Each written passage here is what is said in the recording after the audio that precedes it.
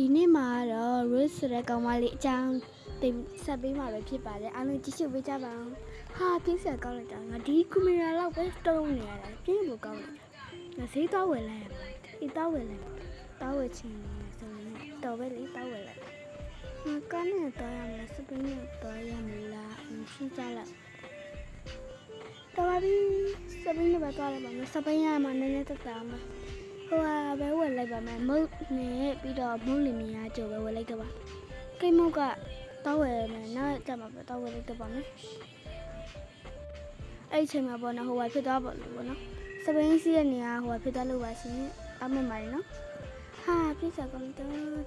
အော်ဒီမုတ်လေးကြည့်လိုက်မယ်အဲ့ဒီမုတ်ကတော်တော်စားကောင်းနေမယ်ကြီးရယ်မကျွန်မဒါပဲနော်အမအော်ဟုတ်ကဲ့ပါရှင်ဟုတ်ရပြီအဲ့ဒါငါပြန်ဘူးအော်ဟုတ်သားပဲငါလည်းမေ့မုတ်လင်မယားတော့ဝယ်ရမယ်ပေါ့လမ်းကလေတိချာကူးရသေးတယ်။ဘယ်လိုဆိုတော့စီးကလိုက်မနိုင်ငါတို့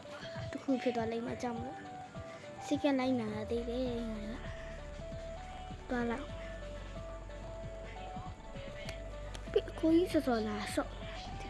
စော့ချင်တော့စော့ပြေပေါ့လေငါတော့ခုမှစံတမ်းမရှိသေးတာငါကိုကြီးဆိုတော့ဟိုပါတက်ကလို့ရောက်ပါပြီဝယ်လိုက်တော့ပလိစပင်းရလည်းဟိုဘက်ယူသွားတယ်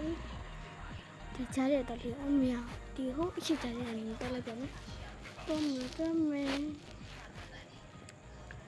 ဒီဟာငါတို့ရဲ့အတော်လောက်ခဲ့တဲ့ရုံးကြီးပါလားကောင်းလိုက်တာကြီးကြီးပဲတော့ဒီမှာ cherry kiss ဆိုင်မနေ့ဖန်ကြလာဆောင်းမှာဘာအရက်တမမရဘူးကြမ်းလို့နောက်ကျတော့ဆောင်းမှာအကိုကြီးဆိုတော့အင်းရောက်ပြီဆိုရင်ထုတ်ပြုတ်တင်လိုက်ဒီနားလည်းမပါပါ sorry ပါကဲကြောသမီးသားမယ်ကောင်းလိုက်တော့ကိုချတာဟာကိုပြကောင်းစားလိုက်ပေါင်းမေးကောင်းလိုက်တာပြည့်စကောင်းတော့ညီမလေးရစီတော့ဆော့မလားမသိဒီတော့ဆော့လိုက်မယ်တော့ချကြီးခေါ်ရမှာတော့ဘာဖြစ်ခေါ်ရပါအကောင်ကြောင်နှမ်းလိုက်ဆွဲတဲ့ကောင်ကြောင်တော့ပြီ Bruce အိမ်မှာကြောင်လေးသူ့ချစ်ဆုံးကြောင်လေးရှိဆိုရင်တော့အပိုင်းလေးတင်ဆက်ပေးမှမယ်ရှင်အပိုင်းလေး